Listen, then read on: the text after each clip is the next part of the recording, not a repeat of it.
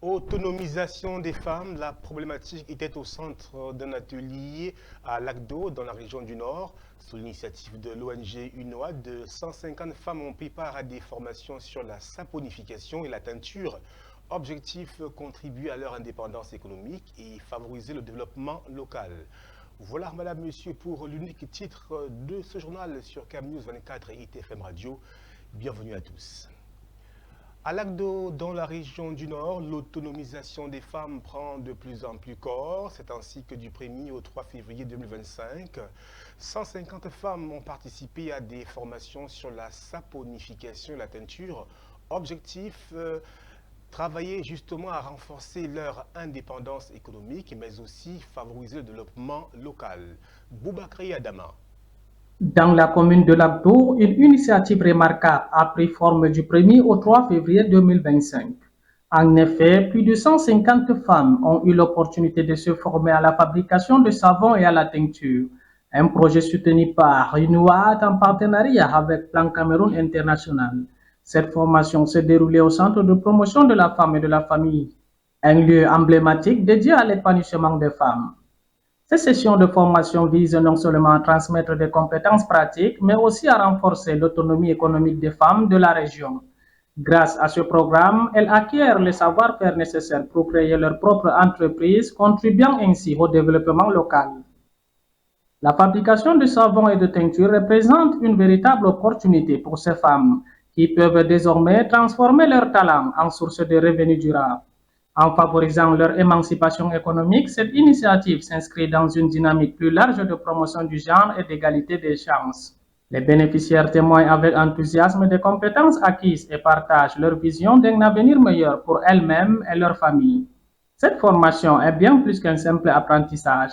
Elle est le symbole d'une volonté collective d'avancer vers un avenir où les femmes jouent un rôle central dans le développement socio-économique. Ainsi, à Lagdo, grâce au soutien du Plan Cameroun International en partenariat avec UNOAD et à l'engagement des participants, s'écrit une nouvelle page dans l'histoire de l'autonomisation féminine. Un bel exemple d'initiative qui inspire et ouvre la voie à un avenir promoteur. Lutte contre la corruption. Douala, la capitale économique du Cameroun, a abrité un atelier d'évaluation de la mise en œuvre du plan d'action régional de lutte contre ce fléau. Les travaux connaissent la participation des membres de la Commission nationale anticorruption. Dites-vous, Zobel Apollinaire. La corruption demeure un problème majeur au Cameroun, notamment dans la région du littoral. Malgré les efforts du gouvernement pour la combattre, les résultats sont encore insuffisants.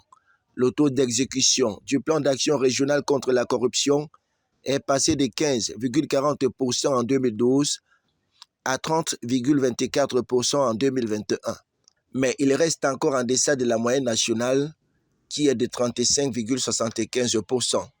Le chef de l'État, Paul Biya, a engagé une lutte contre la corruption en créant la Commission nationale anticorruption et en élaborant une stratégie nationale de lutte contre le fléau en 2011. Cependant, les performances de la région du littoral sont encore loin de l'objectif de 50% de réalisations planifiées. Cette fois-ci, le fait de se réunir plusieurs acteurs pour parler de corruption peut endiguer la corruption. J'ai des doutes. Pourquoi? Parce que j'ai participé à plusieurs sessions d'élaboration de la stratégie nationale dans plusieurs secteurs, éducation, santé, infrastructure et autres, il y a quelques années. Et je n'ai pas vu plus tard une réduction drastique de la corruption dans ces secteurs. C'est peut-être une bonne chose qu'on en parle. C'est toujours bien que les gens se réunissent autour de la table pour parler d'un sujet. Ça aide à mieux comprendre les choses. Mais à la réalité, je ne suis pas sûr que ce soit ça qui nous manque. Ce n'est pas le fait de s'asseoir pour en parler qui nous manque, qui crée le souci, qui est le souci. Je pense que le problème est ailleurs. Le coordonnateur de l'organisation non gouvernementale Un Monde à venir pense qu'au-delà des simples rencontres, il faut penser à la mise sur pied des mécanismes de lutte contre la corruption. Quand on a fini de parler, quand on a fini de réfléchir, quand on a fini d'élaborer la stratégie, quels sont les mécanismes qu'on met en place pour l'implémentation de la stratégie? C'est ça le véritable problème dans notre pays. Mais vous sortez là, vous allez voir les policiers dans le devant de l'argent, en route. C'est pas caché. Vous allez dans les bureaux administratifs, vous allez voir des gens qui sont assis toute la journée, ils prennent l'argent. Ce n'est pas caché. Alors, qu'est-ce qui manque à la CONAC de mettre de vrais dispositifs incitatifs à faire reculer, n'est-ce pas, la lutte contre la corruption? C'est ça le problème. Est-ce qu'il y a une vraie volonté? Je dis que la corruption est visible au Cameroun, c'est pas caché. C'est pas caché. Qu'est-ce qui empêche quand on voit un policier qui prend l'argent, que là il soit sanctionné, sévèrement sanctionné, qu'il soit partagé? Je pense qu'il y a des moyens qu'on n'a pas encore utilisés pour réellement endiguer la corruption dans notre pays. L'atelier de 3 jours qui s'est ouvert à Douala vise à évaluer l'exécution du plan d'action de lutte contre la corruption en 2022 et à examiner les actions opérationnelles pour 2025. Les résultats de cet atelier sont attendus avec intérêt car la lutte contre la corruption est cruciale pour le développement du Cameroun. Journée mondiale de lutte contre le cancer, l'événement s'est célébré le 4 février 2025. Il était question pour l'Union internationale contre le cancer de sensibiliser la population mondiale sur les enjeux liés au cancer, mais aussi de promouvoir des actions préventives de dépistage et de traitement de cette maladie. Zobel Apolline Bon nous revient. Zobel Apolline Bon nous revient.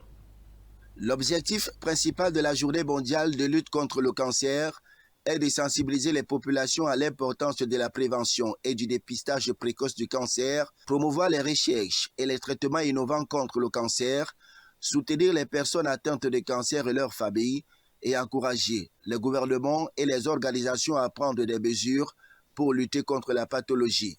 Chaque année, la Journée mondiale de lutte contre le cancer est célébrée autour d'un thème spécifique qui met en avant un aspect particulier de la lutte contre le cancer. Et pour cette année, le thème choisi est « Unis par l'unique ». Ce thème met en avant l'importance de considérer chaque personne atteinte de cancer comme unique avec ses propres besoins.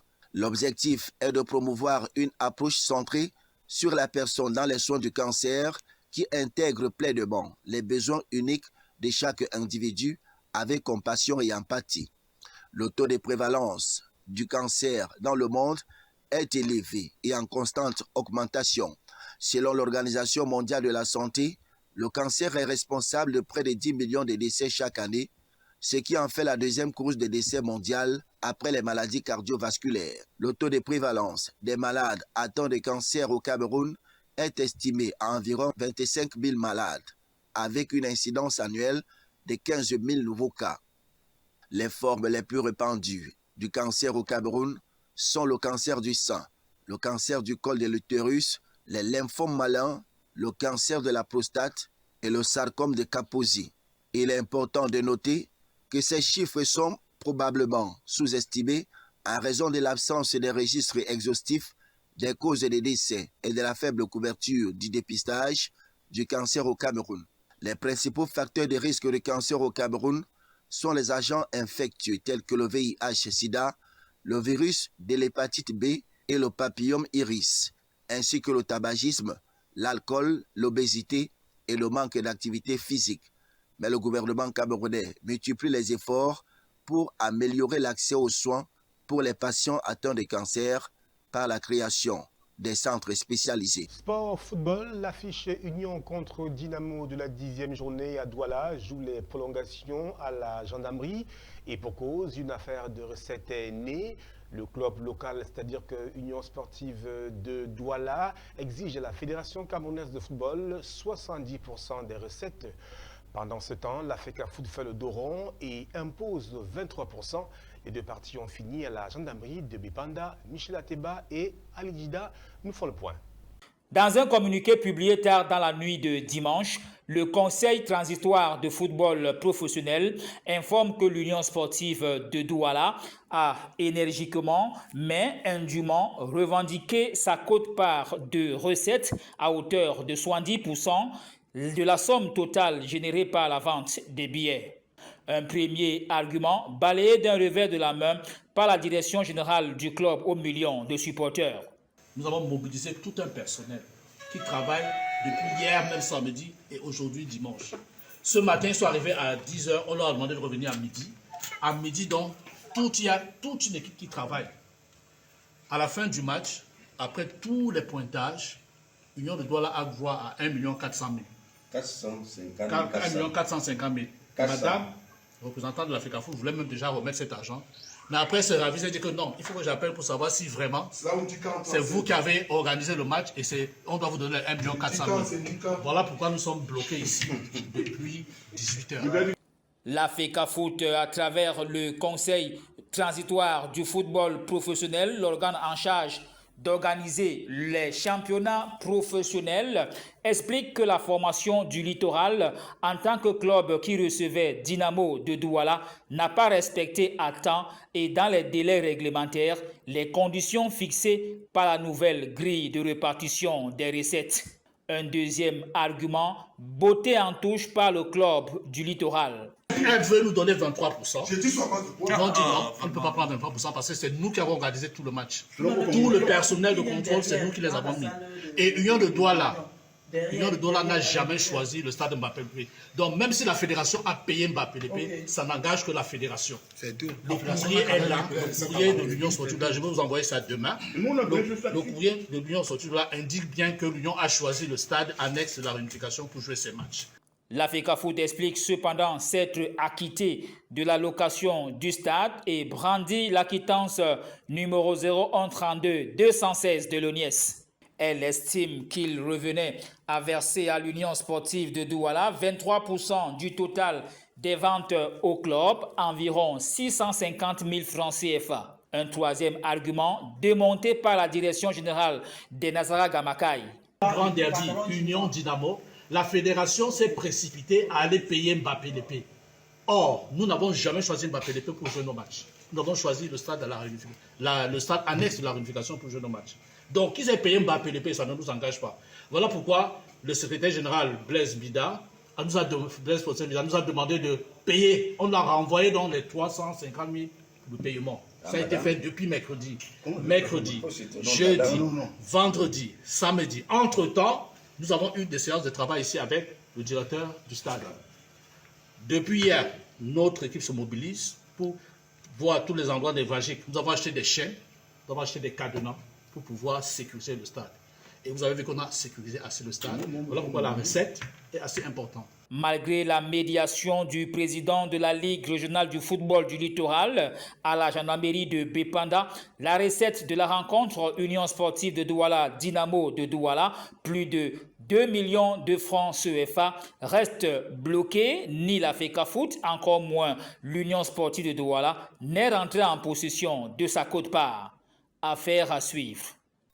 La sélection nationale de football du Cameroun a un nouvel équipementier depuis le 4 février 2025. Il s'agit de la marque suisse 14 qui a été retenue par le comité d'urgence de la Fédération camerounaise de football, réuni donc à Yaoundé. En dehors de l'annonce, pas beaucoup d'informations sur le sujet. Ali Dida, Michel Ateba. 6 mois après le départ de One All Sport, les Lions indomptables du Cameroun ont un nouvel équipementier. Il s'agit de l'entreprise suisse 14, basée à Genève. L'information a été officialisée le 4 février via un communiqué de la Fédération camerounaise de football. Un choix du comité d'urgence de la FECA Foot réuni à Yaoundé. Aucun détail cependant n'a été mentionné, encore moins les motivations du choix de ce nouvel équipementier, encore inconnu du grand public camerounais. Créée en 2011, la marque arrive au Cameroun pour la première fois. Les amoureux du sport roi attendent donc voir la durée de ce nouveau bail, les clauses financières et bien d'autres conclusions qui seront bénéfiques pour les 11 sélections nationales masculines et féminines du Cameroun. 14 est la 3e marque contractée en 4 ans. Bien avant, on a eu droit à Lecoq Sportif et One All Sport, dont les contrats ont été rompus de manière unilatérale. Voilà, mesdames, messieurs, c'est la fin du journal sur CamNews 24 et ITFM Radio. Merci de rester en compagnie de nos programmes qui se poursuivent depuis Garoua.